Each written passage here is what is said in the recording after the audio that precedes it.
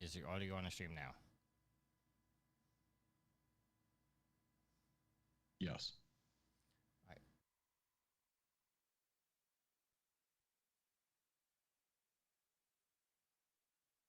You look at two matches, you only look one match. And now you're not up there. What the fuck is going on?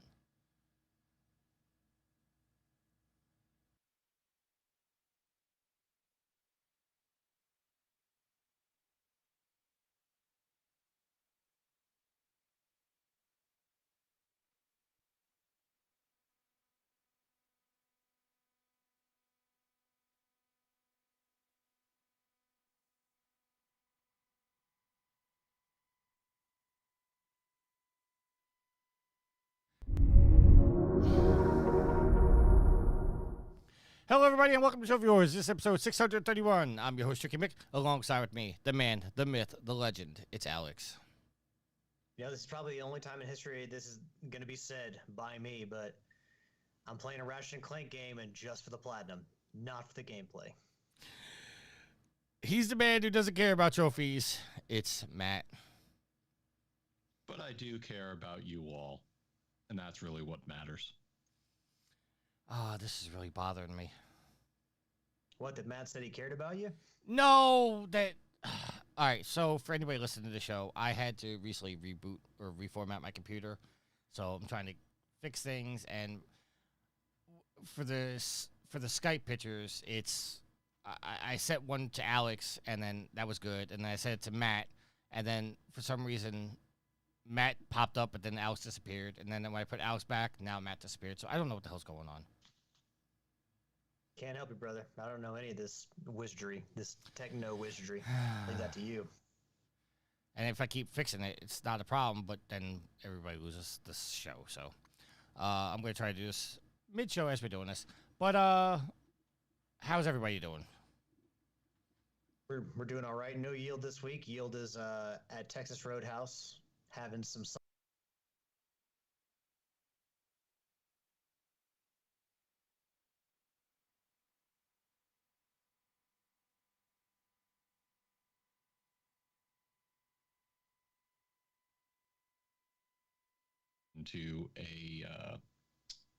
into like a croissant pastry.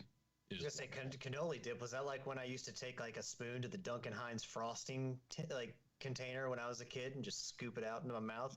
I don't need no cake. Just give me the frosting. But you've seen cannoli dip, right? It's just a cannoli with chips instead of it being inside a cylindrical tube of pastry. Yeah. It's got like the little chocolate chips in it. Yeah. This is just basically. So it's basically, I mean, it's like a party like appetizer thing, but it's like a sweet one. And so basically, you said they put that in lobster claws? No, not it.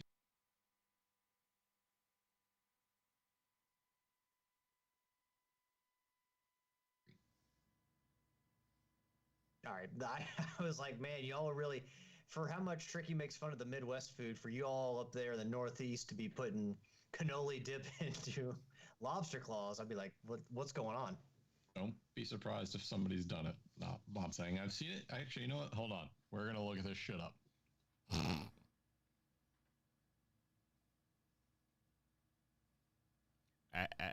As Matt's looking that up, I'm trying to fix things.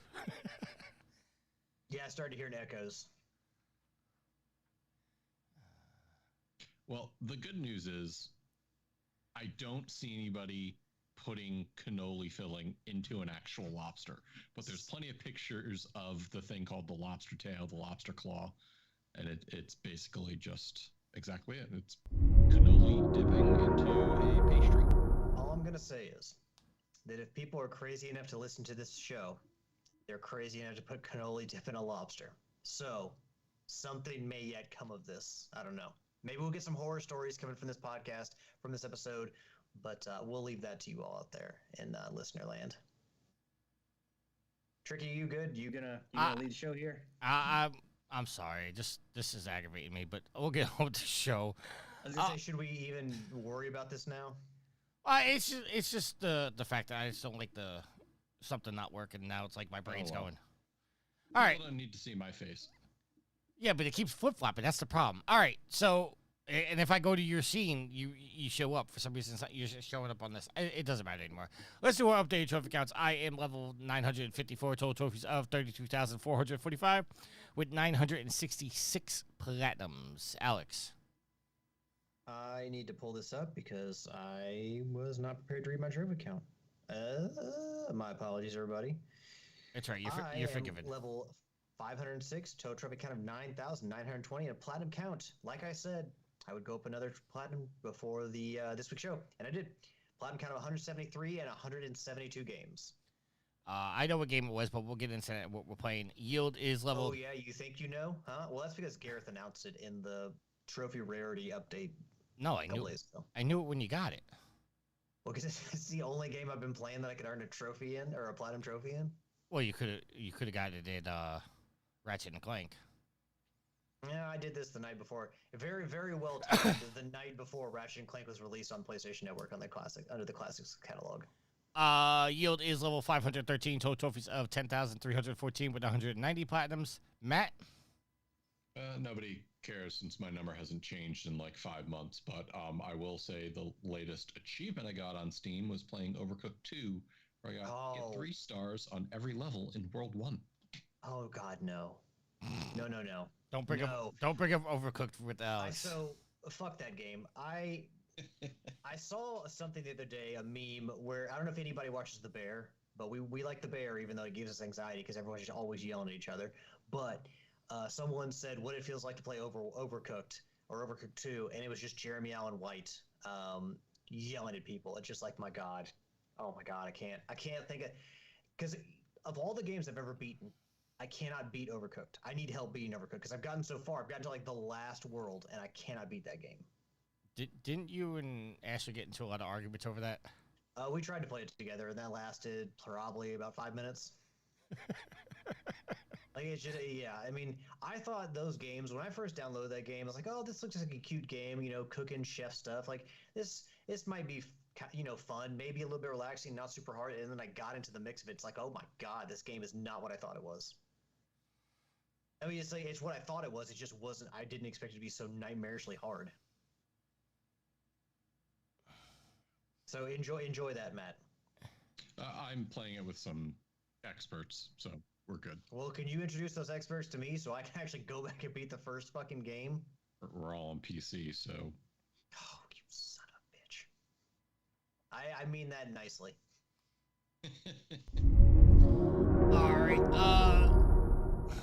Sorry, I'm getting distracted. All right, Alex, Stop what have you been playing? with your bitch, Tricky.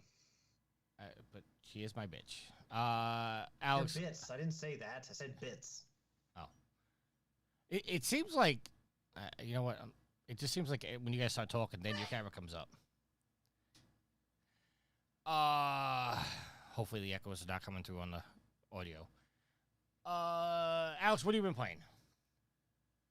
I've been playing some, a little bit of Helldivers, but that's also been playing some. The Platinum Trophy was in Tales of Kenzera, Zao. Basically, like, I mean, it's honestly the game.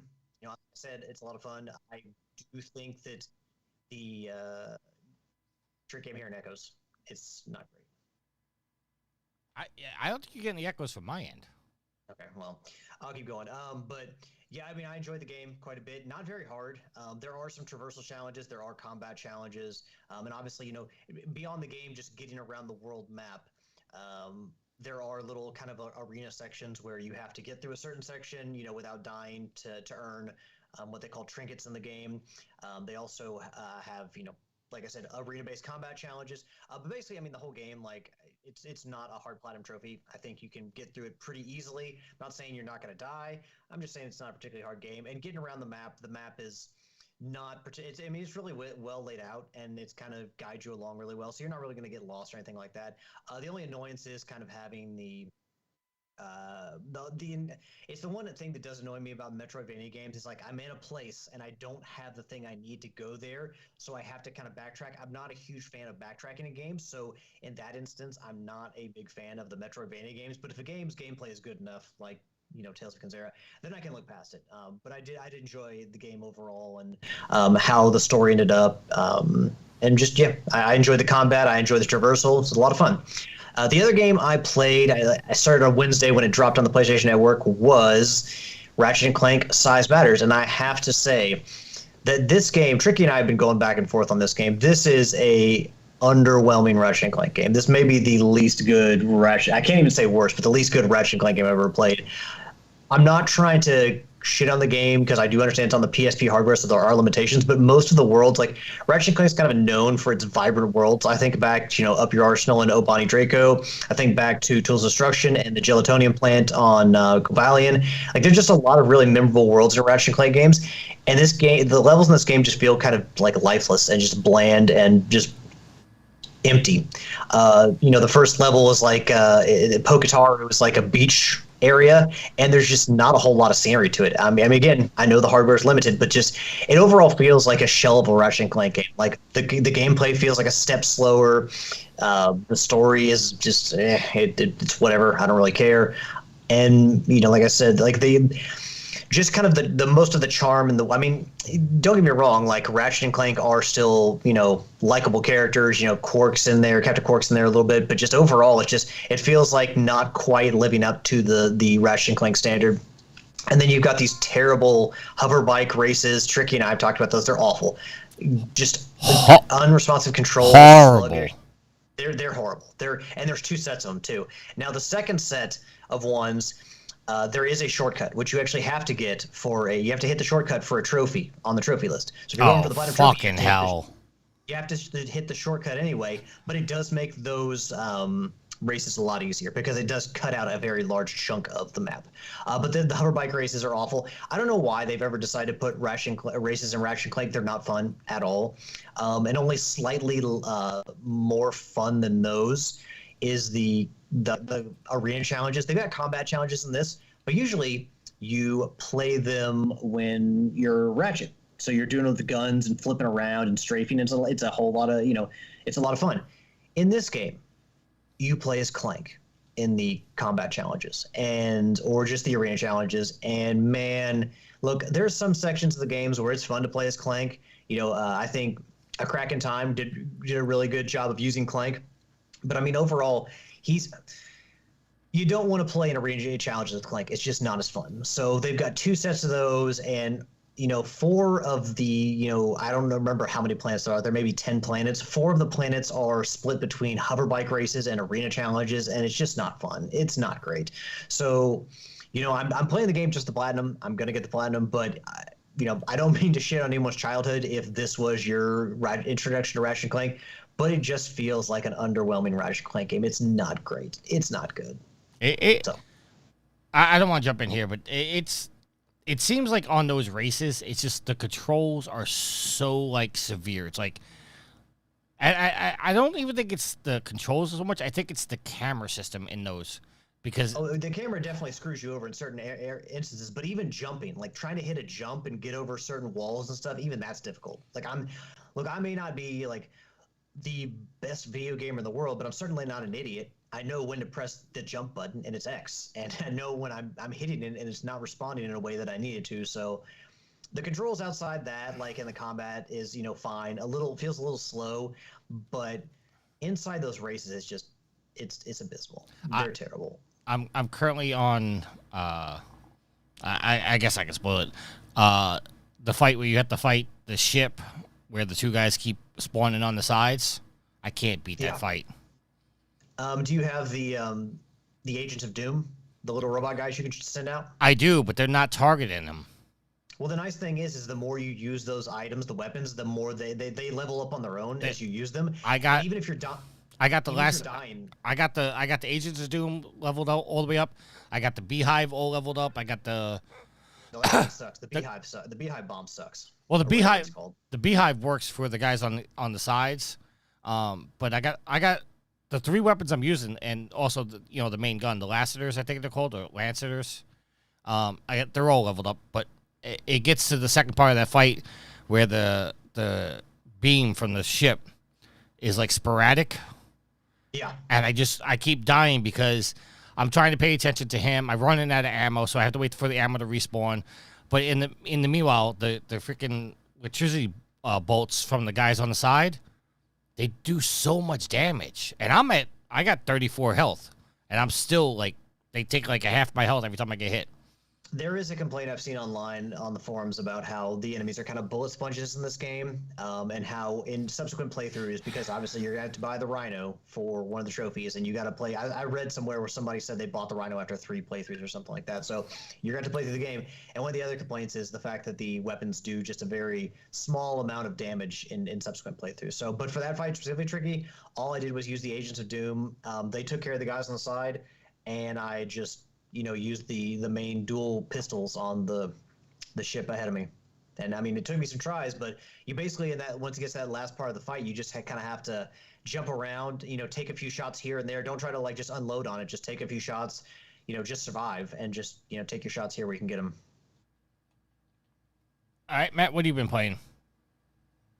So, Alex, you'll be happy to know I've played more Dave the Diver. Oh yes. So, taking your advice, This is what I come here my branch netted me several thousand money units in a night. So, I appreciate the heads up.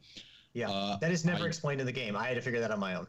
I did beat the Chronosaur, which was a bitch of a fight, but he, fuck him and his laser breath. However, I still haven't gotten to any secret boss that I think you'd be happy discussing. Eventually, I'm just going to spoil it and tell you, like, Matt, this is what it is. Probably, yeah. We're probably going to get to that point. So I think I'm close to the end of Chapter 6. I got to move on. Chapter 7 and the epilogue are up next. But I made some good progress on that once I realized where I needed to go. Also played a ton more Elden Ring, put a lot of time in today. Trying to find some, new weapons. I've been going in with base game weapons, and I'm like, well, they introduced all these new weapons. Let me go try to find some. Beat a boss today that was pretty tough. Took me a couple tries, got through them. And then, as I mentioned before, I did some Overcooked 2 with some friends because we were looking for a co-op game to play, and organized chaos was an interesting concept for the night. Also gone back into my game preservation machine, and what the heck did I play? I feel like I'm forgetting something, and it's really annoying me because I specifically wanted to make sure I got it. Well, that's going to be an annoyance. That was it. For the Wii, a game called Tatsunoko vs. Capcom, which was a 2D fighting game in the spirit of Marvel vs. Capcom, but with Tatsunoko characters. So, that was interesting to dive back into after all these years. But other than that, it was really kind of a bad week for gaming, all things considered. Busy week for life, bad week for gaming. Yep. And this week, I did get one more spam trophy, which I thought I had already, but I just knocked it out. I've been playing NHL 24 on the 5 and the 4, just because I played the 5 at home and I played the 4 at work and didn't realize, stupidly, I didn't realize like I was getting earned different trophies in different games. I did get the one of the trophies I was complaining about last week, the deflection trophy. I did get that in both games, so that's good. Playing the First Descendant, really enjoying that. My problem with the First Descendant is the fact that it doesn't really explain to you a lot of things that you have to do. Like there's these void crystals that you could only open with a certain descendant because they have the elemental property to open it up, but it doesn't really explain that to you. So I had to go onto a Facebook group, talk to somebody, get that through. But one of the trophies is you have to own 5 descendants, and it just looks like the grind to get different descendants is like insane. Like I'm gonna have to put 100 hours in just to grind for one character. Welcome to live service free to play. I hope you like the game. Which, I mean, it seems like you do, but hope you like it that much. Yeah, it's just... And then it's... I was doing these... I forget what they're called. I want to say incursions, but it's not an incursion. It's intercept battle. And basically, like... Because I'm mid-20s, high 20s level now. I was going back because one of the things I need for another descendant, you have to get the piece from doing one of the intercept battles. So I kept doing the battles, and after 3 battles, I just wasn't getting any more material. So I was like, what the hell's going on? Come to find out, you have to get... I'm just throwing a number here. Let's say you need 1,000 of those materials. Well, you can only get 3 materials from the intercept battle, and then you have to go farm the rest of it in the world. That's randomly generated. So I did all these intercept battles trying to get these materials, thinking I'll just grind it this way, because I was wiping out the level 10 intercept in like 2 seconds, like in out, and then it after about I'd say about 5-6 of those where I wasn't getting materials, I finally went on to group. They're like, no, that's just to open it up so the materials now spawn in the real world. I'm like, I wish somebody would explain that to me. So. And as you know, previous on the conversation, I've been playing Ratchet Clank Size Matters. Ironically, I'm playing it for the 4. Alex, you're playing it for the 5, so I couldn't even compare trophies to see where the hell we were. I'm assuming it's the same trophy list. No, there's a separate trophy list. No. Oh, so you mean, same trophies, but it's not.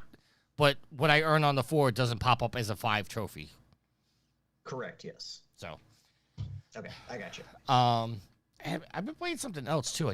It's not popping up. Because I've been playing a bunch of games. I almost started Tales from the Borderlands. Or is it Tales from the Borderlands? The new one. New Tales from the Borderlands. Yeah, new Tales from the Borderlands.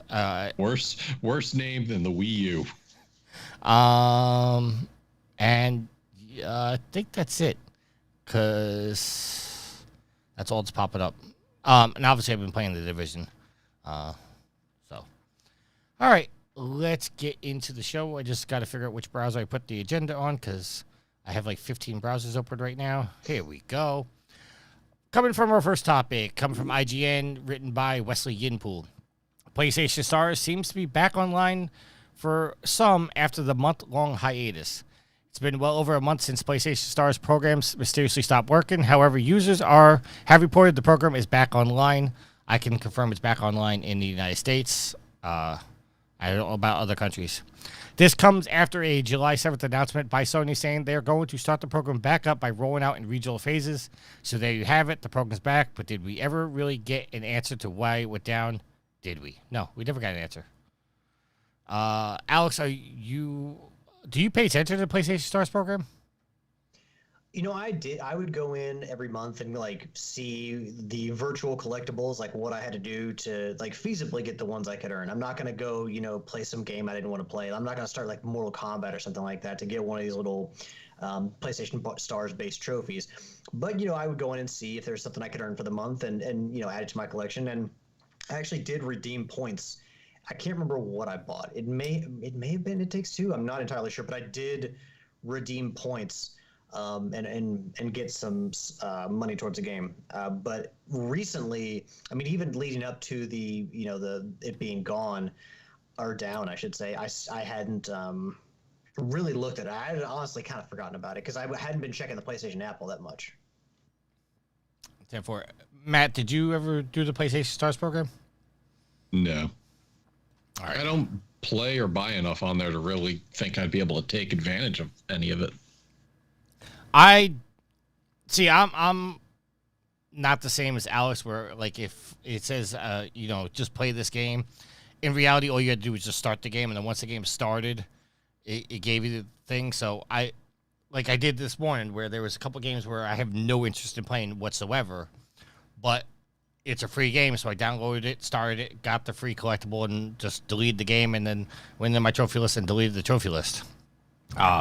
It does seem a lot to do just for, an online trinket, but I do... Hold on, Tricky, let me ask you, where are you at in your audio? Because my audio kind of stuttered and wasn't... I'm at almost 28 minutes right now. Okay, no, I am not. Where are you at? I'm at like 24. Jesus. All right, here, I'm gonna stop this audio and save it and then start a new one. You guys talk, and I'll join you again, but... I gotta start new audio because this is fucking stupid. All right, well, I'm gonna wait to and then do the sync. But I have your audio on my end. It's just you and Matt are on the same track, so you might have to do something with that in the edit. Oh god, this is so stupid. This shitty computer. While we're waiting for Alex to get back, Saber is in the chat. He says your start time sucks. No announcement, just flying blind. Saber, that was just because we were having technical issues and trying to fix it all. Matt, tell us more about that cannoli. It was fucking awesome because it was I love me a good croissant. I love good bakery pastry, and I love cannoli filling. So, hell, thing was massive. It was like, I don't know, about Is it 8 inches long. And, was it like a Harold size cannoli or? I would probably put it on par with Harold's. For our listeners, anybody who doesn't know, Harold's serves like extremely large portions of food. It's really good though. I'm talking like a cannoli like the size of your arm. Yeah, no, their proportions are insane. Like, they have a 3-foot tall cheesecake along with, I don't know how big it's like a 8-inch diameter.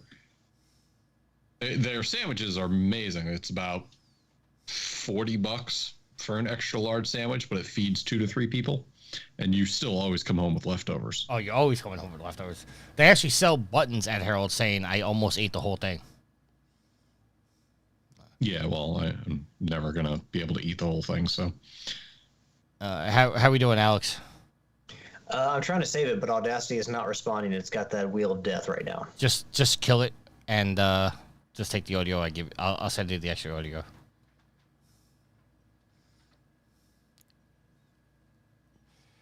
Yeah, but my audio is going to have, it's always got that feedback in it.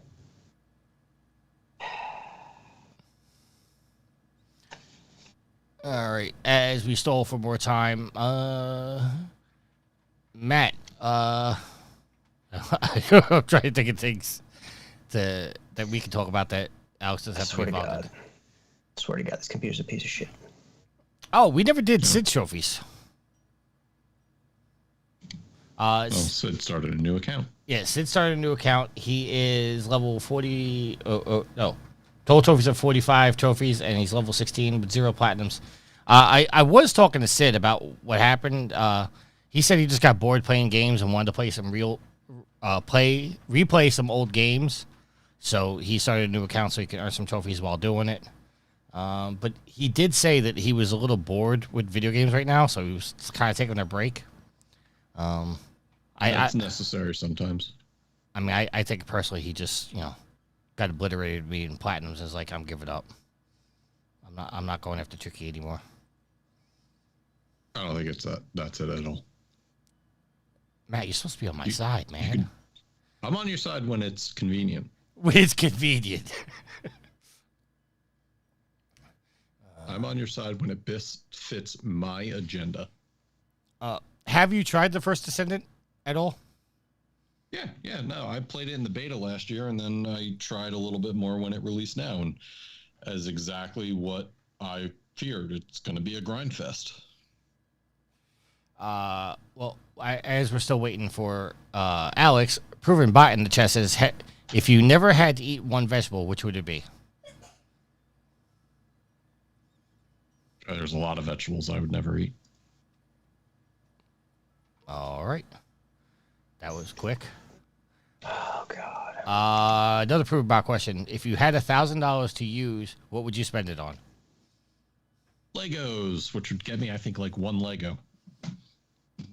One actual Lego or a set of Lego? One set. I was going to say, Lego's got really expensive, but you can only get like a 2-piece for $1,000. I don't know, maybe they have like a 24-karat gold Lego. Did you ever watch that show, the Lego Builders or Master Builders or whatever Lego it was? Masters? Yeah. It was hosted by Will Arnett, which was great. The only thing I ever saw from that show was when the guy knocked over the motorcycle. Did you ever see that? I vaguely remember that.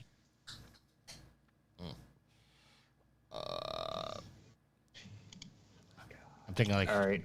I was able to save it, and I'm opening up again. I swear to fucking God's computer. I was about to say, if you have to stall for more time, I'm going to bring Sweet Mama D over here to talk about Roblox. No, you're fine. Here, I'm recording. All right. Just give me... Yeah. Countdown. 5, 4, 3, 2, 1. All right, we're back. Hopefully Alex fixes this all in post-edit. Alex audio for some reason messed up. We were done with the PlayStation Stars program. Let's go on to our next question. It looks like PlayStation has leaked the next Helldivers 2 War Bond. This is coming from IGN, written by Wesley Yinpool. In a recent notification for the current War Bond, Viper Commandos, Sony may have let the cat out of the bag as to what's contained in the next War Bond. Under the current War Bond's title, the description reads, "Dial up the temperature to cremate out enemies of justice Helldivers. The Freedom's Flame Premium War Bond is deploying to your Destroyer's Acquisitions panel." And then there's an editor note here that says, if accurate, expect Matt to be a very happy Helldiver come the next War Bonds release. So, Matt, I'm going to give you the floor. You are all about burning things. Listen, man, I've been waiting for this. We've gotten every single type of freaking element War Bond, and as usual, the best is left for last. Although I know this isn't the last War Bond.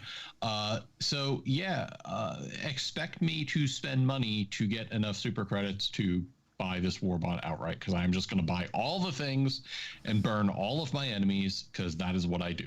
And burn your teammates. And some of your teammates in the process. If they do the same thing that they did with the electrical War Bond, I hope you guys get some asbestos lined armor, because you're gonna need it.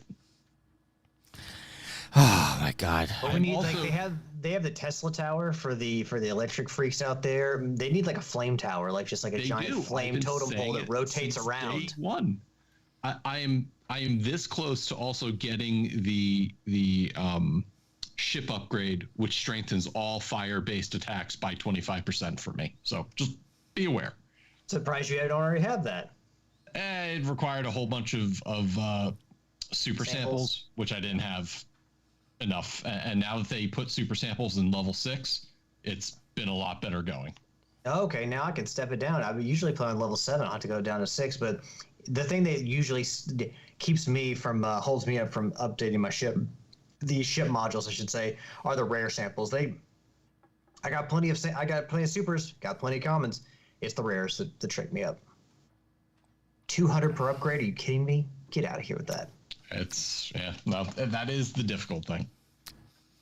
All right, let's talk about something else that's difficult. The Concord beta. You guys know our feelings on Concord. How it looked like a great game until they revealed 5v5 shooter.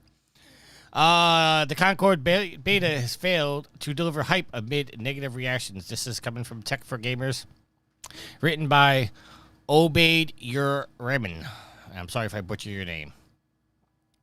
The upcoming 5v5 shooter Concord has its open beta and seems like it's failing to generate any hype for the game.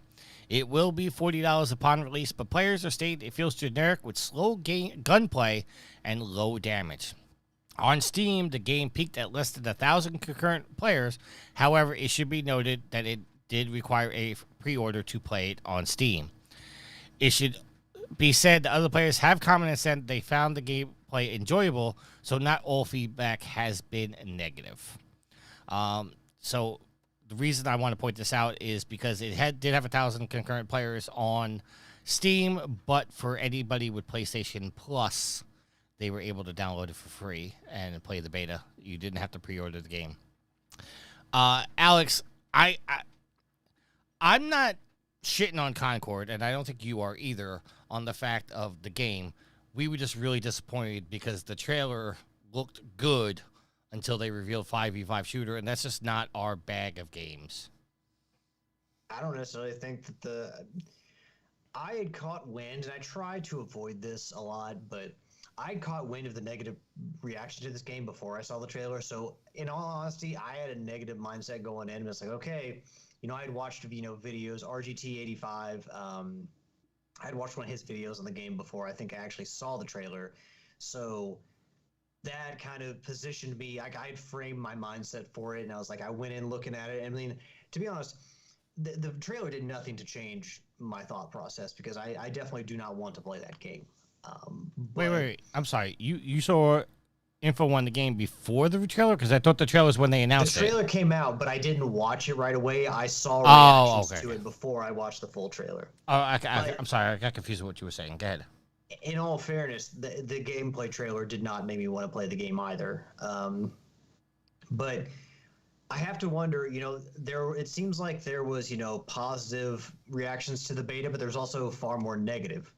And I have to wonder if some of that negativity comes from people who were going in expecting it to be shit and just wanted to be shit or whatever reason. But basically, they went in with a negative mindset and basically they just, they were not going to like the beta regardless of what the gameplay was. I mean,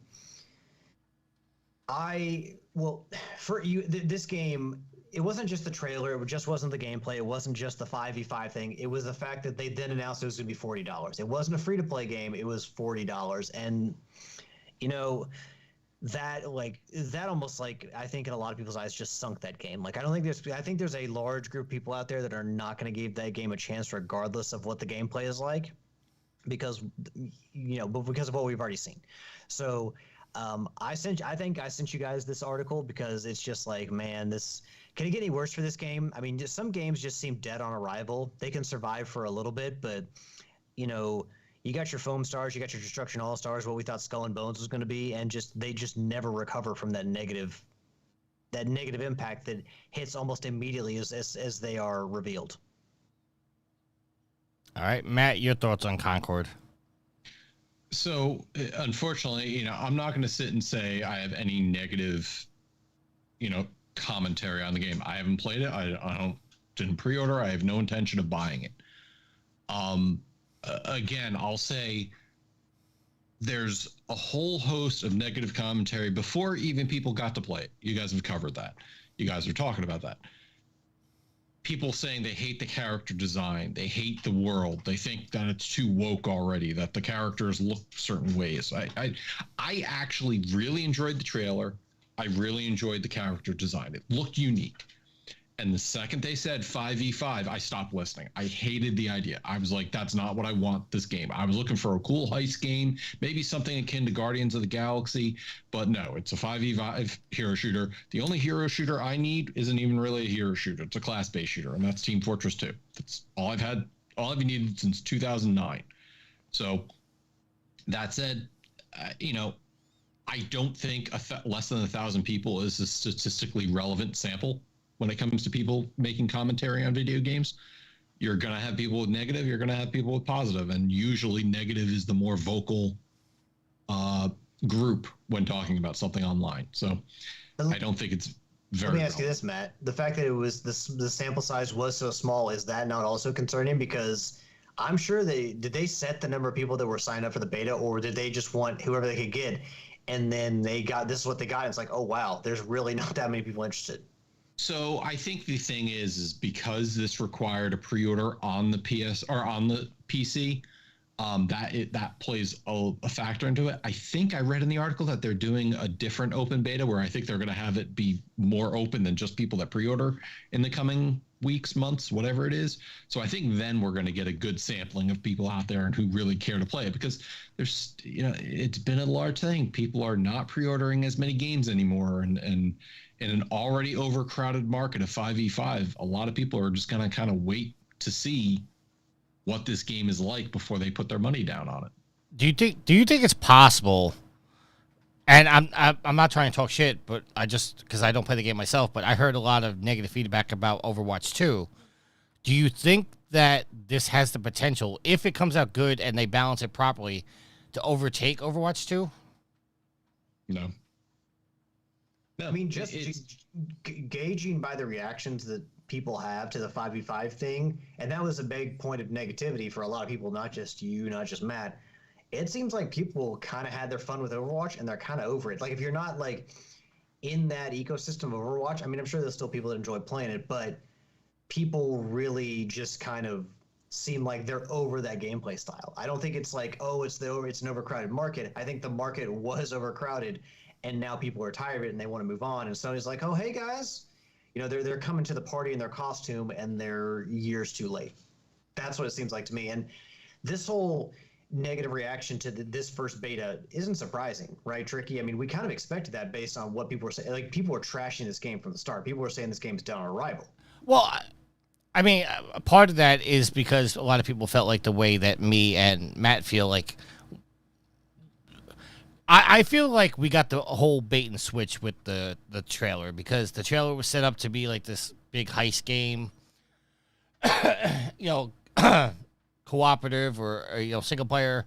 And then I feel like we got the bait and switch. It's like, okay, this is a 5v5 shooter, but it was like you did a whole story trailer to give us the story behind the characters and whatnot, and like that's cool, but it's the same feeling that I had with Overwatch. It's like I get each character has a story, but the game doesn't progress the story, so why did you give us all the backstory on it? So, like, not that, you know, this is any kind of an issue. It's like they made a big deal, and we did this on the show. Like, they made a big deal to point out that Tracer was gay in the game, which is great. Inclusion, you want a character to be gay, that's fine. But you made a whole big thing about how this character is gay, but in reality, as far as gameplay goes, it doesn't matter. So why are you giving us all this story to tell us about the characters when the gameplay doesn't progress the story at all? It's not like we're going to have an ongoing conclusion to what's going on. It's like progression. So that is what turned me off about it, because we got the whole bait and switch. Like, they gave us all the backstory on the characters, the reactions, the commentary, blah, blah, blah. And then it's like, oh, no, it's a 5v5 shooter. Like, then why did you give us this whole backstory of the characters and how they became who they are? That's what pissed me off about it. Saber in the chat says I'm right on this. So, I mean, that's just personally how I feel. Other people can feel different. Given that backstory is that going in to decide who your character is going to be, their backstory is somehow able to help you attach to a certain character. You're like, oh, this is their backstory. Like, I feel most for this character, and you know, this is the character that I would like to, you know, hang out with, or like go to a bar and get a drink with, or you know, go to dinner with and just pick their brain. Like, maybe that's the reason for the story, but we also don't know. But at the end of the day, Alex, you're not going to play with the characters just because you like their backstory. You're going to play with the character because their combat and their skills and their weaponry is what most adapts to you. You're not going to care whether or not this character has a relationship with this character. You're going to worry about whether or not I can control this character to be effective in a fight. So, I mean, that's just how I feel about it. It could very well. We don't know how they're going to utilize story in this. We don't know if they're going to tell story through in it. We just don't know. I mean, it may very well be that they planted the seeds and they do plan on paying off things. We just don't know yet. But I think that there is. If I ever see anything, like if this game comes out and like it's review bombed, I'm not going to be surprised whatsoever. Like if it's just kind of one of those things where everyone reacted the same way, seemingly. You know, there was a consensus on this thing, and any kind of negative feedback that comes forward is like, well, that's just what we all kind of assumed it was going to be. You know, we've been prepped to expect this because everyone, you know, just reacted in one giant wave. Like, hey, Sony, what the fuck is this? I thought I remembered when they were talking about the game being released and the story, the quote unquote story, is that every like 2 weeks or something, they said they're going to introduce like new video and story feedback and things like that. Correct. Yeah. So at that point, why do I need to play the game? I'm just going to wait for somebody to stream the video. Correct. I'm going to wait for the video to come online. So it's like you said, for Guardians of the Galaxy, even for Overwatch, like Overwatch, there's no like real overarching story, and they killed the single player PvE portion of it. So there's really nothing there. Blizzard always gave backstory in their games just because everybody like loved their animation and loved the stories that they told in it.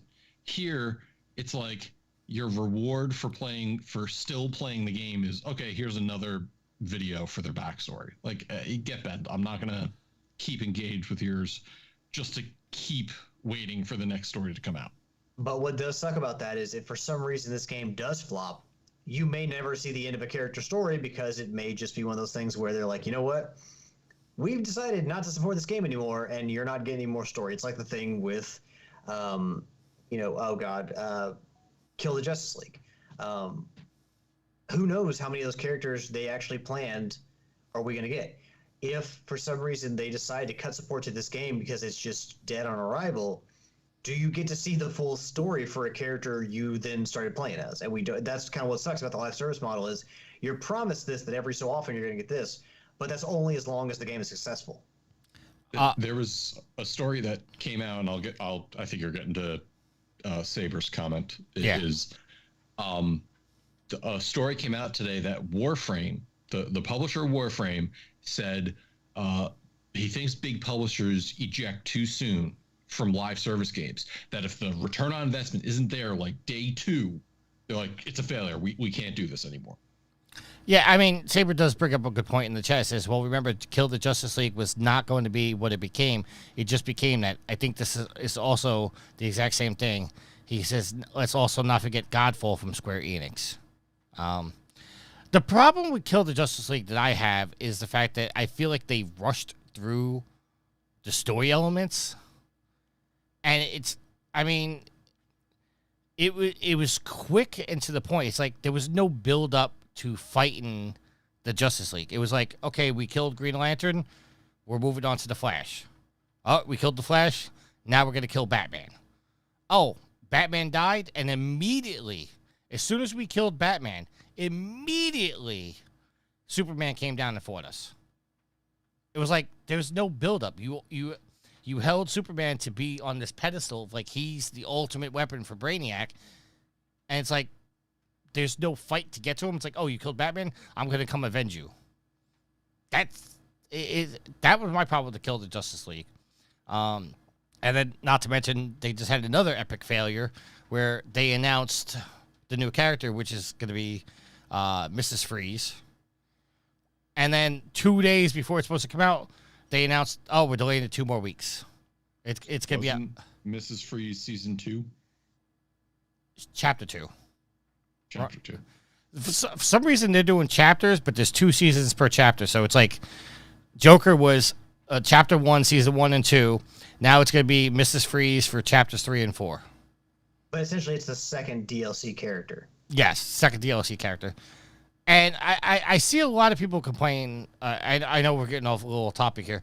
I see a lot of people complain that it's Mrs. Freeze and not Mr. Freeze. I get it, but this in the story of the context of the game, they're coming from different dimensions. So what's happening in this dimension may not be the same in other dimensions. So in that dimension that she's coming from, she could be what we know as Mr. Freeze. I don't know. It's a multiversal story, which again, we've seen a billion multiverse stories done where they gender bend characters because that's what you do in multiverse. You change things up. No different than Captain Carter instead of Captain America. Correct. In Multiverse of Madness. It's hey, Crash 4 had a female Doctor or not Doctor Nefarious, but a female. How dare they? A female Doctor Entropy. So there was a male and female Doctor Entropy in the in Crash 4. Still saying Justice League's dead before Season 4.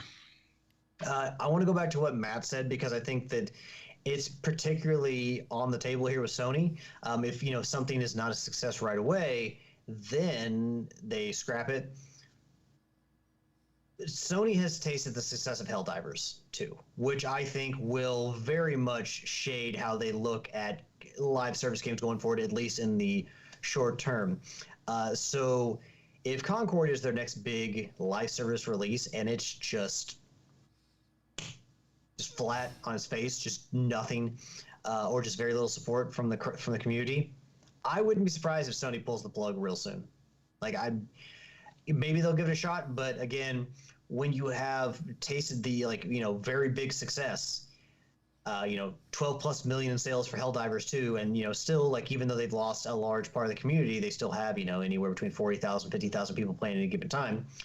That game's been very successful. Sony then has to eat what might be an early defeat and try to push through that with something like Concord, and I just don't know if they're going to be willing to do it.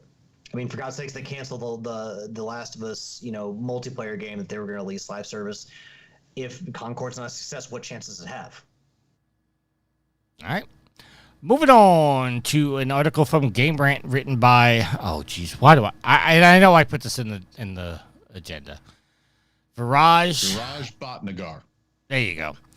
Concept art for an unannounced PlayStation game surfaces. This is a rumor.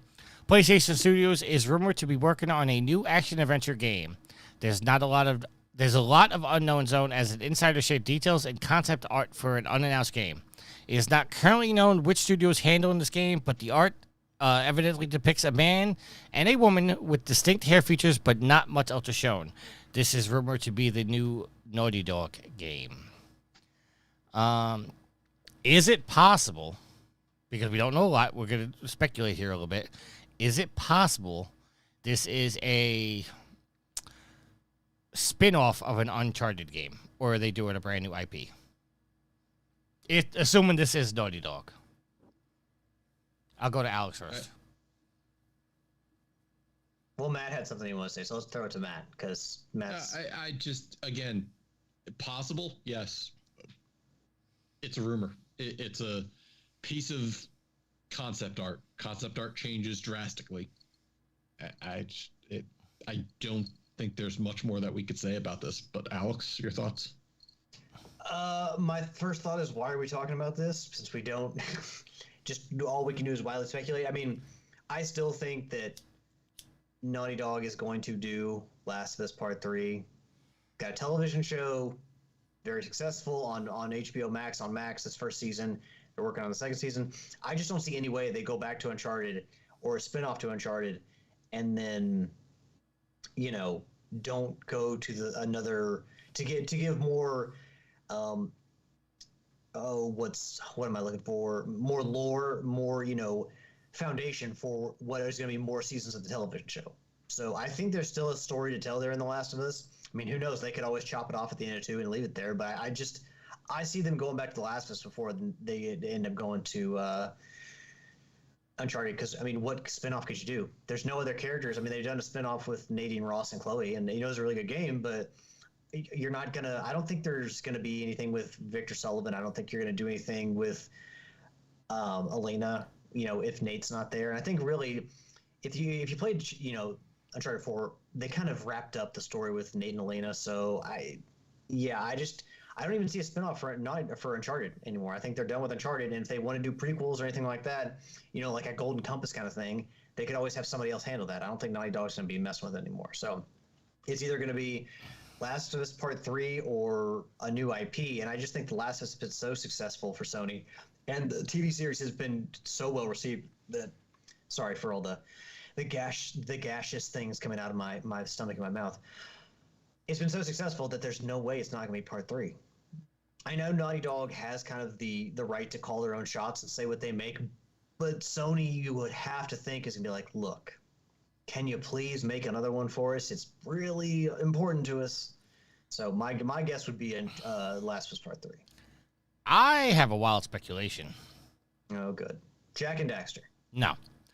I think because it's been rumored that Uncharted and The Last of Us are in the same universe. There was the scene in The Last of Us in the beginning of the game, if you guys remember, when you're carrying Sarah, you run through a bar. That bar was in Uncharted 3 or 4. I can't remember. So that was the rumor. I'm thinking this is possibly a Last of Us prequel where we find out what Joel was doing in the 20 years since Sarah's death.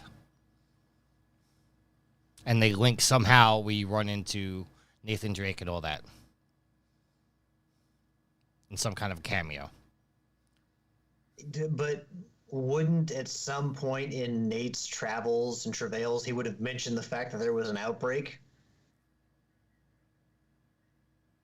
Like it's between 1 and 4 or Golden Compass, they would have said something about like this, oh shit, the world's all going to hell. Why are we here, searching for treasure and pirates when there's trouble afoot? Well, I'm not saying... The problem is that if they're in the same universe, and you could bring up a good point, so it's making me rethink this and, scramble on my feet here, but there's no there's no telling if the universes are connected. There's no telling where on The Last of Us happened in the Uncharted universe. So it could possibly be that taking place after the outbreak, or possibly before the outbreak. No, because if I'm saying after, it's got to be after the outbreak. But I just think somehow, some way, they're linking the two games together and doing some kind of a prequel for the 20 years of Joel after Sarah died. What? There was a newspaper. Was it in Uncharted 4? There was a newspaper and it talked about the outbreak? I think it was 3. Okay. Because I guess that was them foreshadowing where they were going, because 3 came out before The Last of Us came out. 3 came out, I think 3 came out after The Last of Us. I don't know about that. Uncharted 3. Uncharted 3 came out. Uncharted 3 came out in 2011. 2011. Which would have been before. Yeah. The Last of Us came out in 2013. Right? Yeah. So Uncharted 3 would have come out. Okay. Uncharted 3 newspaper headline was actually a hint for The Last of Us. So Uncharted 3 had a hint of The Last of Us in there in the newspaper clipping. All right. So that would, I guess, potentially support, a shared universe theory. But I also, for that to happen, you would have to have the timelines kind of concurrent. It's not like, you can have a newspaper for something happening 200 years in the future. And just like with the way that Nate and Elena and everyone carries on, and not to mention it just seems like, by the time The Last of Us happens, there's very few humans. You've got far more clickers and everything. You've got far more monsters. So for Nate to go to these locations and it's all humans, there's no monsters, that would make zero sense.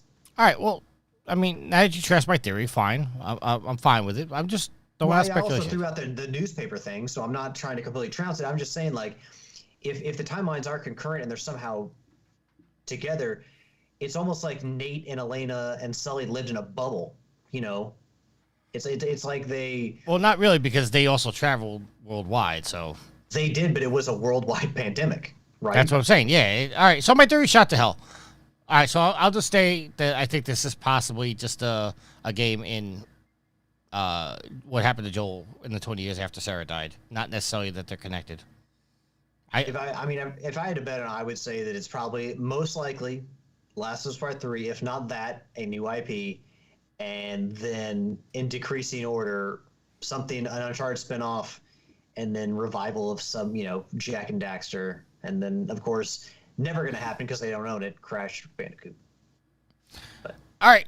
At this point, we're going to throw it over to the Books of Face. Time to check my social media, yeah.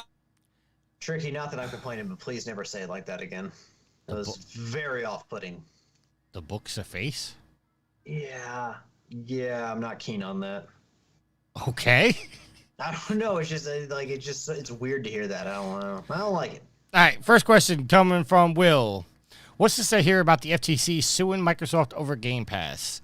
I asked Will to give a link. James McCall says they're not suing. They just sent a letter in regard to the case, which Microsoft has since responded to. And then Will said, don't ask me, put News Team 6 on it. Sean mentioned it in passing. Does anybody know about the FTC, Microsoft, and Game Pass? I saw nothing about this.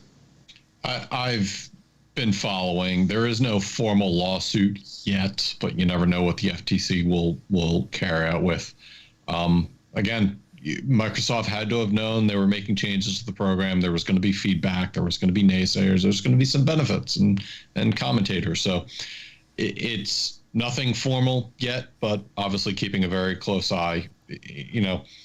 PlayStation goes out there, changes their fees and everything, and is what it is. And Xbox, just because of everything they've done recently, is drawing ever more close scrutiny to every little thing they do, whether it's layoffs that everybody else is doing, whether it's price increases, which everybody else is doing.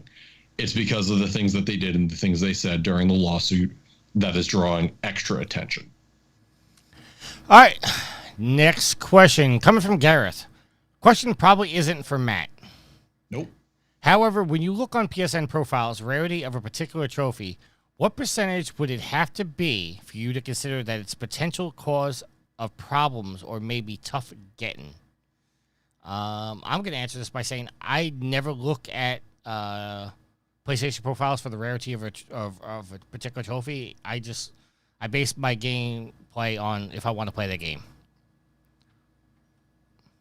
I did this last year, and everyone knows that I was far more involved in the rarity event last year, where I think I was top 7. I can't remember exactly where I ended up, but I did really well.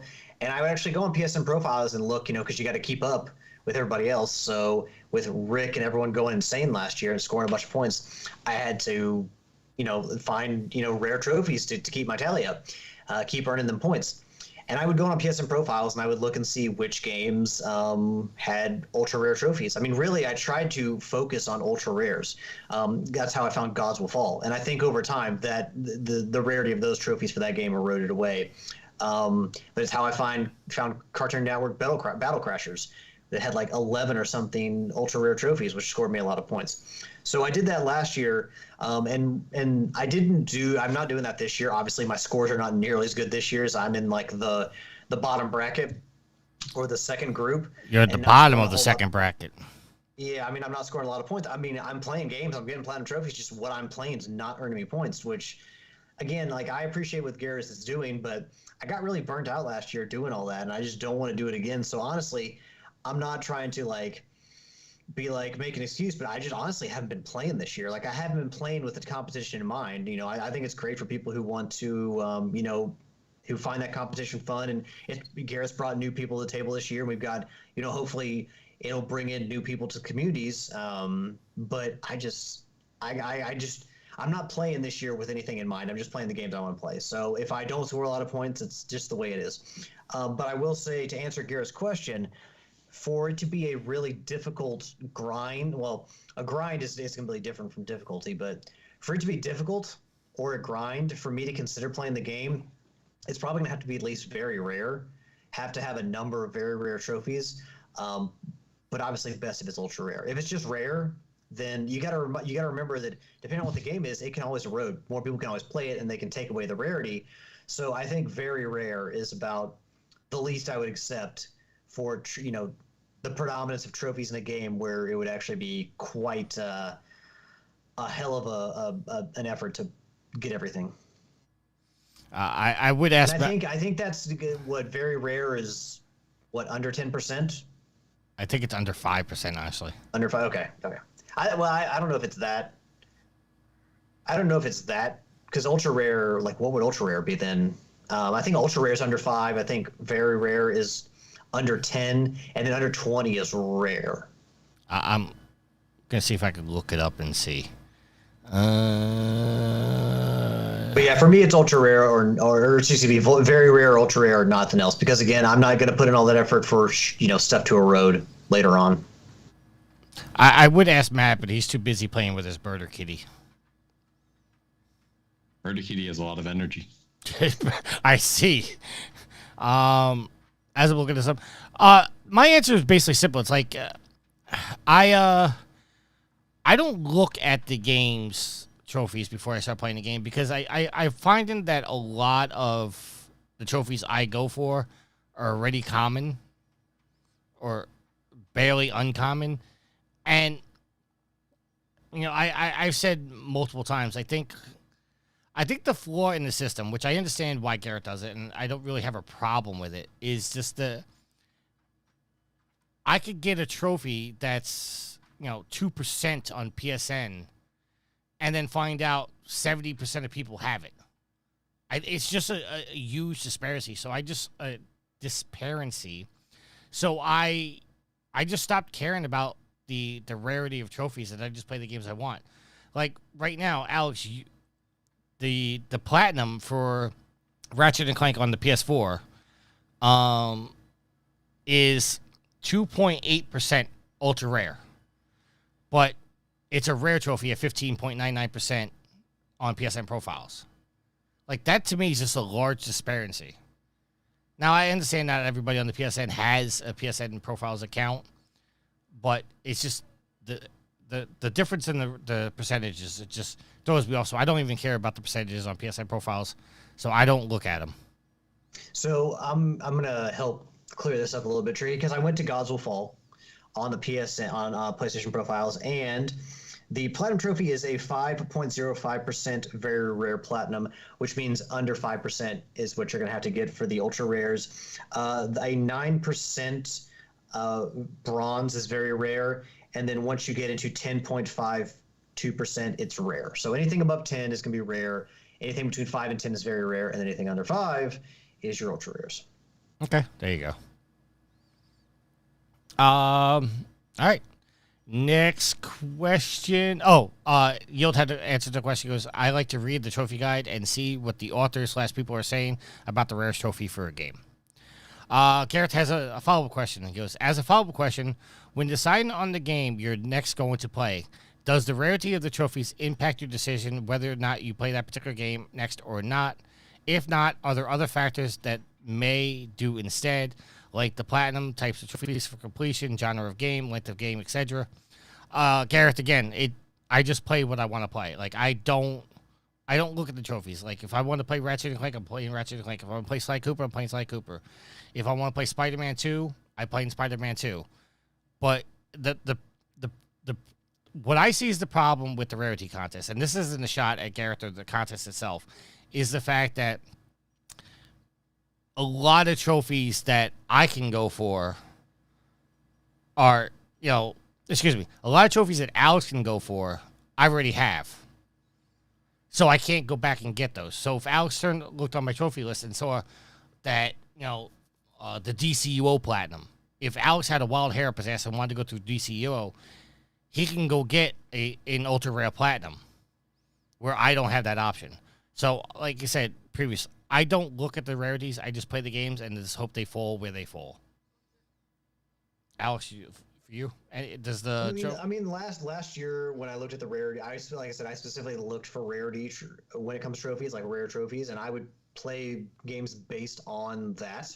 So last year, yeah, that mattered. And I've always said that, I'll get into these competitions, and then, the following year, whether it be the Great Trophy War or the rarity event, I'll participate, and then I'm like, I look back on it, it's like, man, I played some games I would have normally played, and I did it just for the sake of a competition. And it kind of bugs me because I'm like, I don't want a competition, or really anyone but me, to determine what I play. Like, if Ashley was like, hey, let's play a co-op game, that's a different thing. But it's like, for the sake of a competition, competing with other people, I don't really want to base my decisions on that, on what I'm playing. So that's kind of why I am in the position I am this year. But when it comes to like what I'm going to play next, I mean, it kind of depends on like what I've been playing. If I played a giant game like Horizon just before, I'm not going to go want to play another 80-hour game. I'm going to pick a smaller game, like a palate cleanser. But in general, like, it's just kind of like, I'll if these older games, like I haven't played a game in a long time, and it's a game I really like, or in a series I really like Ratchet Clank or Sly Cooper, it's like, bam, that's kind of the front of the line. Ghost Hunter, I hadn't played Ghost Hunter. It came out in like the early 2000s. I hadn't played that in over 20 years. So of course I'm going to want to play that. Got trophies now? Hell yeah. So honestly, the Classics collection, like older games that I've played before that I have nostalgia for, that have trophies, kind of going to be at the top of my list to play, especially when there's not a lot of new stuff that I want to play or coming out.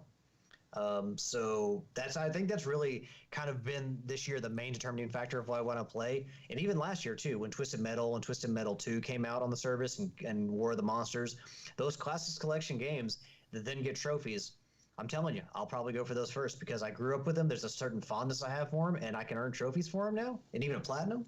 Yeah, sign me up. So I'll follow that. Recently, somebody in our Facebook group, I think it was Curtis, pointed out that Lego Star Wars 2, which was a classic game, didn't have trophies. Rick originally pointed out, and then Curtis also said that Curtis said he downloaded it thinking it would have it, and when he saw there were no trophies, he deleted it. Oh, okay. Okay, thank you for clearing that up. Is that going to factor in your decision to play Lego Star Wars 2? I'm not playing Lego Star Wars 2. Is it because it doesn't have trophies, or you just don't have any interest in the game? It's because it's Lego Star Wars. Like, I mean, I have played. I can't remember. I played one of the Lego Star Wars games, but I mean, I played like Lego Pirates of the Caribbean, Lego Batman. I played quite a few of them, but man, I'm just tired of the Lego formula. I just don't. I mean, her Lego Shut Horizon. your goddamn mouth.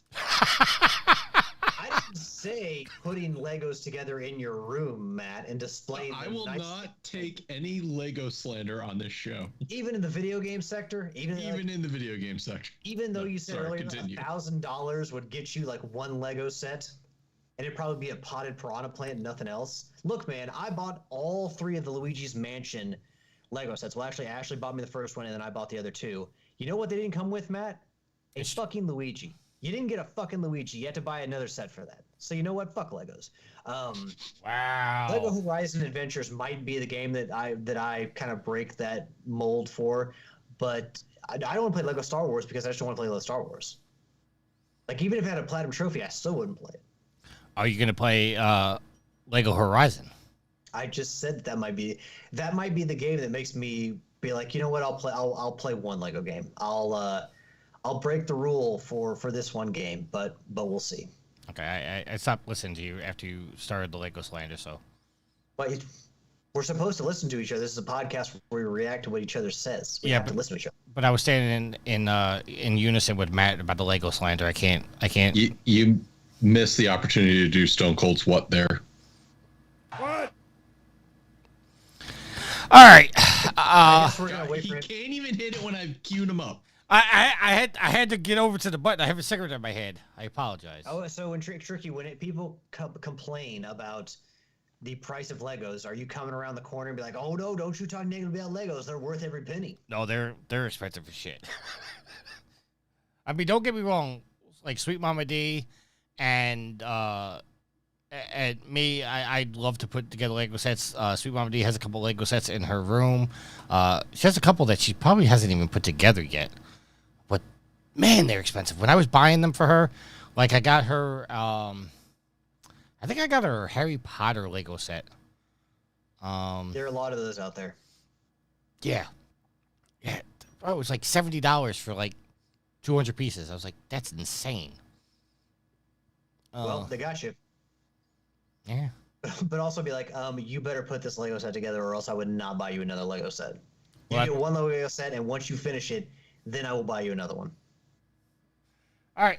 Moving on to our topic of the week.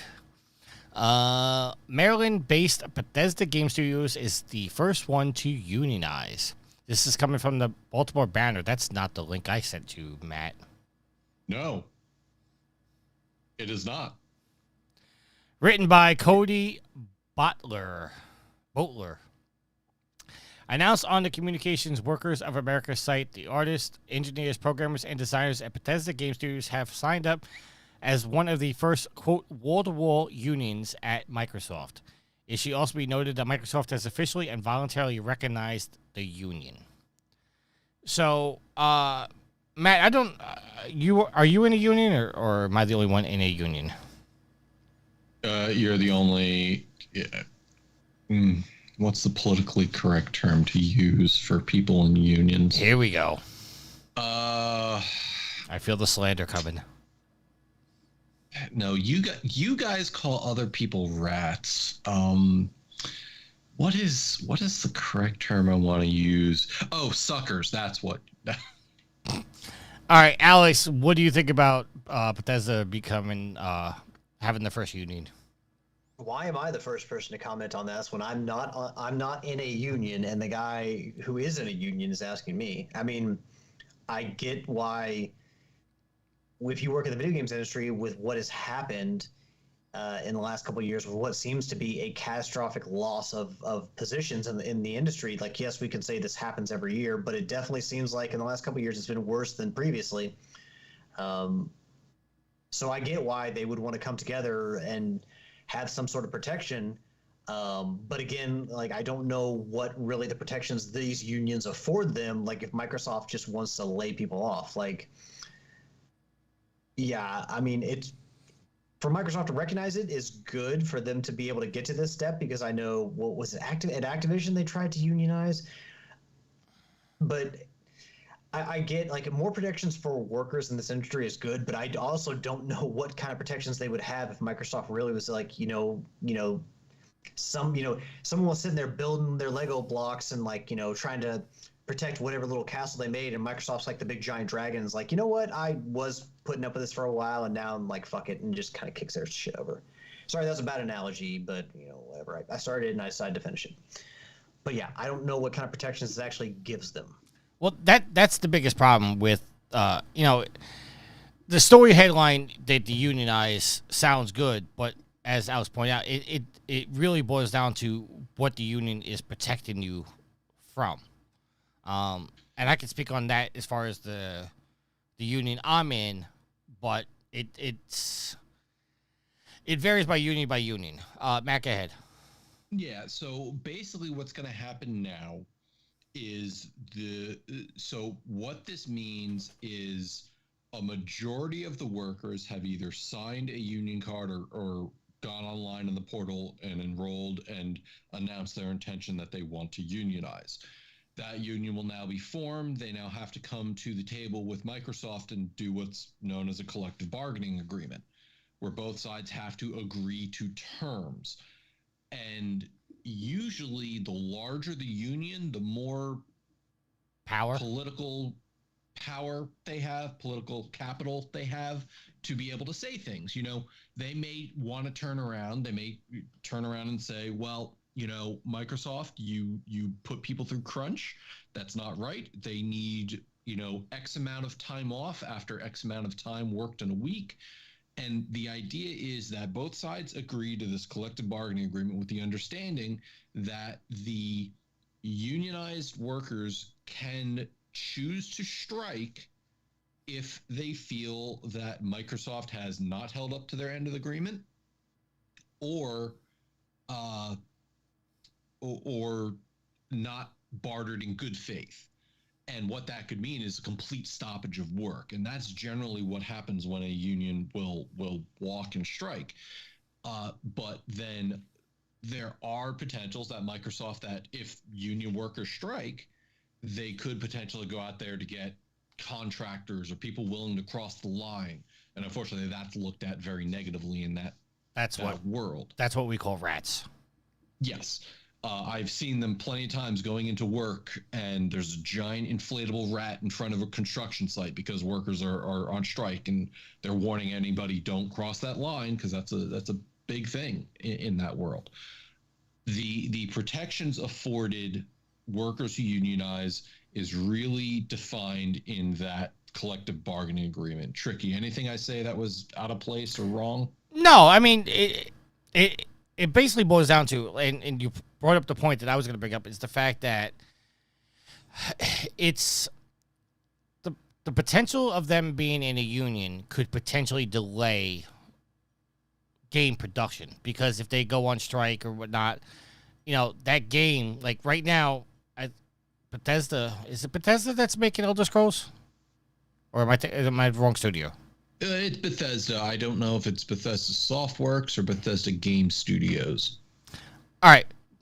Just my point is that they're making Elder Scrolls 6. Like, people have been waiting years for this game, but now, if for some reason Microsoft and the Bethesda union don't come together and agree on things, they go on strike. They're not going to be, no game development's going to be done, and that game's going to get delayed. Unions are good on protecting the workers, but unions are also bad because they could cause problems in the entire industry. Like, for example, my union is part of our agreement that we're not allowed to strike. And if we do strike, we get penalized 2 days' pay for every 1 day we're on strike. But we have ways, which I'm not going to broadcast over the internet, to halt production of our jobs. We still do our jobs, but we do it in a way that is not very productive, if that makes sense. So, go ahead. You were going to ask a question, Matt. No, go ahead. I'll say something after you're done. So, The problem is that it really amounts, and what my real question with this Bethesda union is how are they protecting the workers? Because it's good to be unionized, got it, but how are they protecting? Because right now you have to assume, as Matt pointed out, this union's probably not that big. And is this a game development union or is this a Bethesda union? Because if it's only Bethesda, I don't see this union really having power to turn to Microsoft and say, we want this or we're going on strike. Where if it was a worldwide union protecting all game developers that says, hey, these guys are not getting paid enough, or these guys are being forced into crunch, or these guys are being forced into overtime. Like, some examples with my union is because I have a CDL license, I'm not allowed to drive more than, I think it's 14 hours a day, federally. Also, in my contract, it states that I have to have 8 hours in between all my shifts. So if I was working 4 p.m. to midnight, they can't bring me back in at 5 a.m. or 6 a.m. The earliest they can bring me back in is 8 a.m. And there have been times where we do what's called a round robin, where we work a 4 to 12, a 4 p.m. to midnight, come back the next day 8 to 4, 8 a.m. to 4 p.m., and then we have to come back again at midnight to work midnight to 8. And it's basically 8 hours on, 8 hours off, 8 hours on, 8 hours off, 8 hours on. So there are protections unions you could do, but our union is 6,000 members strong. I think it's actually up to 7,000 members strong. 6,000 members long. Strong. 7,000 members strong at this point, I think. But Matt Space said it all. No, I mean, Tricky, you like what you were talking about earlier. Like we saw in Hollywood, the Screen Actors Guild. Like that's a massive group that can provide protection and get things done for workers in that industry. So that's like kind of a comparison there to if it's just Bethesda. What real power do you have as a one studio? Well, see, the difference between SAG and the writers union in Hollywood and say this Bethesda studio, or let's just make the assumption it's a worldwide game development union. With SAG and stuff like that, their problem was that they weren't getting paid or recognized enough, and they were collectively going back to the industry and saying, hey, this is what's going on. And we're going to stop all production until this is righted. That was a industry-wide event. If this, let's just say, hypothetically, Bethesda gets in the union, Naughty Dog gets in the union, Arrowhead gets in the union, like all these individual studios that are not necessarily a Microsoft or Sony or Nintendo studio. The problem with that is that if there's a problem with Microsoft and it's a worldwide union, are you going to tell the developers at Naughty Dog they have to strike when Sony's doing no wrong? You don't have the power, is my point. Because if the union turns around and says, okay, Bethesda's the one that's going to strike, that's great. Now Bethesda's affected. But as a union, and I can't speak for them in particular, but myself, if I work in one sanitation garage, if there's an issue in another sanitation garage that's having a problem, we all stand together as a group. Are you going to see Naughty Dog striking because Microsoft is having a problem with Bethesda, or vice versa? Because then it's creating a whole bunch of problems, and there's not enough details to really go into how this union is protecting Bethesda and how far-reaching are they. That's the real problem. Let me ask this, because Microsoft still owns Bethesda. I mean, this union, if Microsoft is like, you know what, we're hemorrhaging money, we got to find a way to benefit our shareholders, they can still close Bethesda, can't they? Absolutely. Yes, but also the union can work into their CBA to say, we understand the needs of the business. Sometimes you have to close things. If you close while we're under agreement, you need to provide XYZ. And if Microsoft agrees to that and they close the studio, they're legally bound to that. The CBA can take them to court and say, you agreed to this, you need to pay this out. Like severance packages and stuff like that. Exactly. Yeah. Again, it's all what I like about unions is that they can protect the worker. What I despise about unions are there are certain unions out there that take advantage of the workers and are just there for the paycheck, because you have to pay every paycheck as part of your membership dues. You every paycheck, money's taken out. I pay. Fucking sucked. I was part of a union back in high school when I worked for Kroger, a grocery store chain out of Cincinnati, and they took union dues out, and it sucked. I pay $19 a week for my union. Yeah, I'd rather have the $19.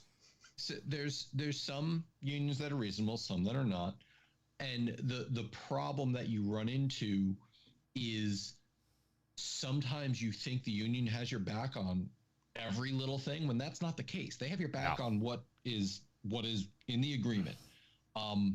It has also made it more difficult to get rid of true problem children. There's been people out there that have blatantly broken policies and procedures, and the union gets them reinstated with back pay because of some loophole. I can give you guys a perfect example about how a union was causing problems. Would you, Tricky? I would, as your non-legal representative in Trophy Whores panel, I advise against you saying whatever you were going to say next. No. He was just going to tell us how he's the problem. He was going to. No. We know that, but we don't legally say it. No. This has nothing to do with my union or industry. Look at what is universally known as the worst umpire in Major League Baseball, Angel Hernandez. For years, they were trying to get him to stop calling baseball games. He even went so far to sue MLB because of a racial thing about how he wasn't picked for the World Series and all this other stuff. And every time somebody would make a video complaining about how bad his calls are, it would always come back that the Major League Baseball cannot fire him because he's in the umpires union. They finally had to wait until he retired.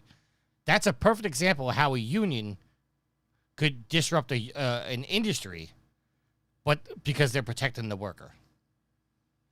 And the thing I was going to say before is you run into potential problems, especially in customer service industries. You know, when I worked at Lowe's, there was a lot of talk about unionizing, and then there's potential where certain jobs have to be performed by certain people. So here's some insider knowledge for y'all in Lowe's land. If you hear the word code 3 over the PA system, it means that there's more than 3 people waiting in line. And generally that means somebody get their butt up to the cash registers, just start ringing people up, get that line down. And potential, not saying fact, but potential is in a unionized workshop, only certain people would be allowed to do certain jobs, or certain people won't do other jobs because that's not their job responsibility. And what ends up happening is you have customers waiting in line and people shrugging, I can't do anything. Nope, not my job. Yeah. And that the customer ends up suffering for that. Yeah, that's the same thing with like sanitation. Like if our truck broke down in the field, our supervisors that are in the field are not allowed to touch our trucks. They're not allowed to inspect the truck. So if I say, XYZ is wrong with the truck, their only answer to me is bring the truck back into the garage or wait for it to be towed. They're not allowed to touch the truck.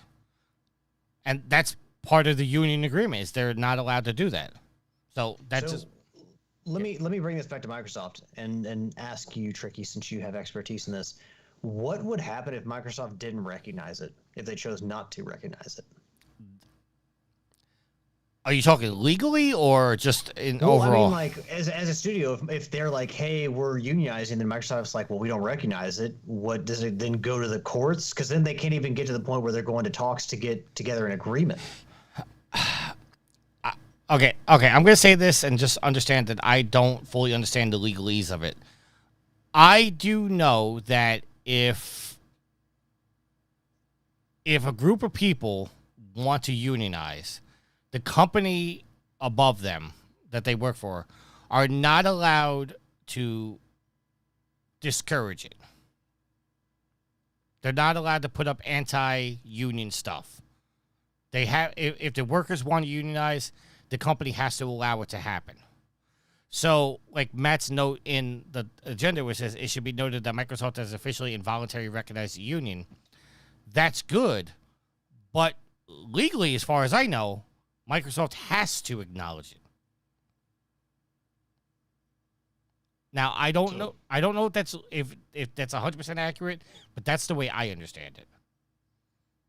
It's so there's a couple layers to it. First and foremost, I think it's in the U.S. that they technically have to agree. If they don't, then the unionized group can take it to the government, because it is a right to unionize, so to speak. From a optics perspective, not recognizing a union would be very bad. You've seen things that happen. You see the thing that's been happening at Amazon and Starbucks and what happens there. So both from a legal perspective and a optics perspective, it would be a very bad move, and especially for a company as large as Microsoft. The concern there becomes, again, and bring this back to the basis of the topic, is what realistic protections can they afford their people, and what really is the impact? Because we've all heard of crunch, and that's certainly going to be a topic. Any game union, or I should say game developer union, is going to focus on crunch and hours worked in a week, and I guarantee you that's going to hit a lot of delivery dates, because they're going to focus on making that not a priority for workers out there, which, again, mental health, physical health, that's all good. And as a consumer of the product, I wouldn't mind waiting longer for a game if it means that the people making it are in a healthier state. But also, Microsoft has a business to run, and they can't pay people if they're not putting out product.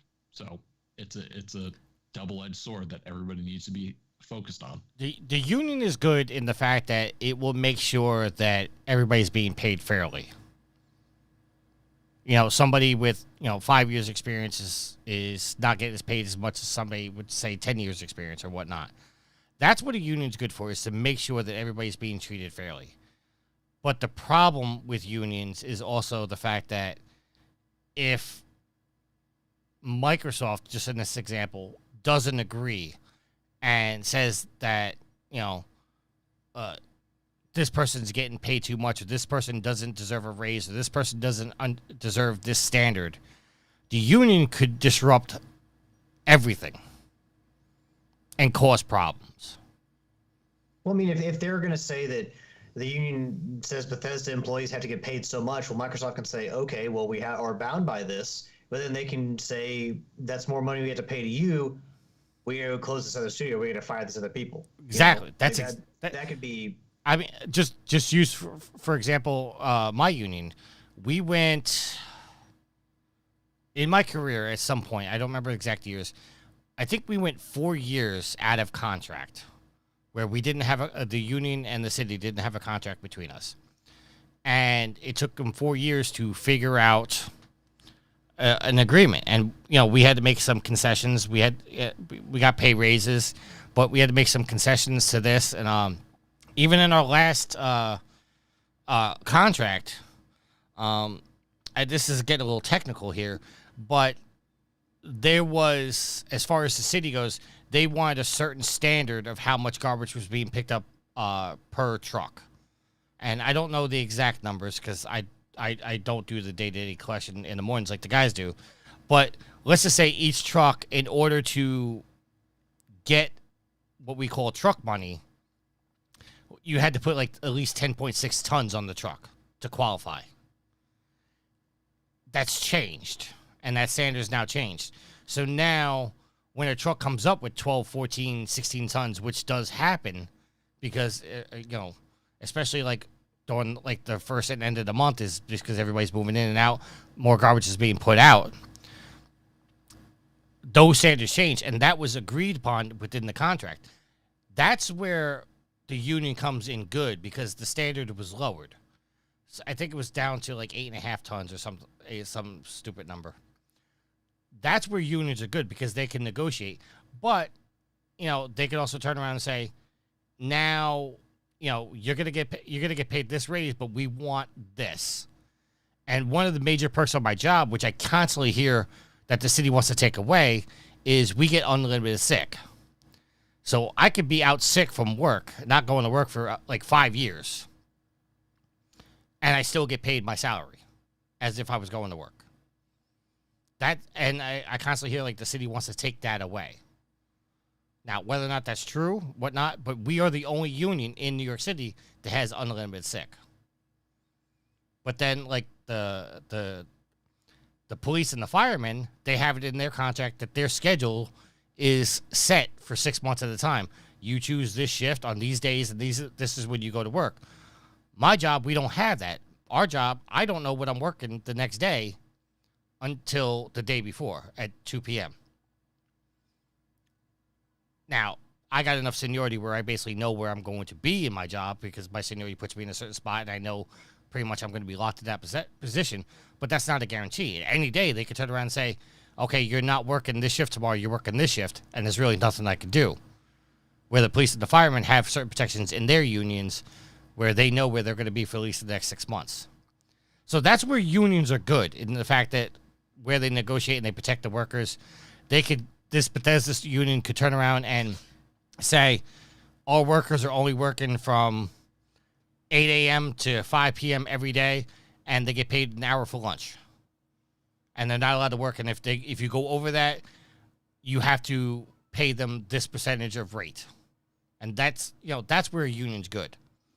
Yeah, well, it seems like, and I think we've covered this pretty well, but it seems like, boiling it down, the two biggest impacts they can have is their pay and then how much they work. And really, right, and a union could really disrupt the entire industry. So, I'm indifferent on Bethesda having their own union because we don't know what details are part of the union's doing.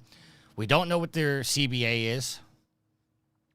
So it's good that they have a union, but we don't know the lasting impacts of what's going to happen because we don't know what's in their CBA. And we probably never will because that shit's private. And half the shit I said to you about our union, I mean, it's not public knowledge. You only know that because I told you. So that's the way it is. All right. Matt, any final thoughts, or do you want to wrap this up? No, we've discussed everything ad nauseum. Yeah. Saber actually said in the chat, just keep moving on to a different topic. Sorry, Saber, this was our last topic, so we're going to close out the show. Matt, let's do some shout-outs, sir. Shout out to, I think it was just Saber in chat tonight, so thanks for coming along, buddy. Shout out to the Channel 3 community. Make sure to go to channel3.gg for gamification of your social media. No negative social media bullshit. Come by, talk games, post some funny stuff. It's a good time. Shout out to Tricky and Alex for recording. Shout out to Yield. Hopefully you got some good Texas Roadhouse biscuits. Also, shout out to Will, who does our thumbnails that y'all get to see in our YouTube videos. And finally, shout out to my wife, V. Thanks for everything you do on and off the show. All right, Alex, your shout-outs. Your shout out to our awesome community, the fuel to the fire. There's Trippy Horrors. Genuine thank you for everything you all do, however you support the show, whether you talk about us to your coworkers, whether you just listen on the way on the train to work. We appreciate you all so very much because the show doesn't run without you guys. Give a shout out to Tricky and to Matt for joining me tonight. I will second Matt in shout out to Yield and hoping he had a very nice meal at Texas Roadhouse. Yeah, hope you'll ate good. Usually not a problem at Texas Roadhouse. Last but not least, give a shout out to Ashley. I love you, hun. And that's gonna finish me out. Tricky, I believe you though need to do your shouts before we can get out of here. I do, but Ashley just heard your shout-outs live because she's in the chat, just so you know. Yeah, she was texting me saying how boring our last discussion was, so. Oh! Such a critic. Shout out to Sweet Mama D, who's over there trying to play Roblox, but she's not allowed to, so I don't know. Maybe she went to sleep. I don't know what she's doing over there. Shout out to the goddess. Shout out to all the listeners. Shout out to Neptune Princess, who entered our chat. That's Ashley. I know that. That's how I know she was in the chat. See, My I thought God. we had a good discussion, but she also is probably itching to watch House of the Dragon, so that's probably why. We got 2 more episodes left, so. I heard the last episode wasn't too good. I wouldn't agree with that, but I mean, Last episode got spoiled for me. there's definitely more exciting episodes that I've seen, but tonight should be a good one. All right. Shout out to all the listeners. Shout out to Saber, who's in the chat. Shout out to Will for making our thumbnails, who now making 2 different thumbnails, one for the YouTube videos and the posts, and one for the podcast services. So he's doing some extra work for us. Appreciate that. So until next week, happy trophy hunting. Later.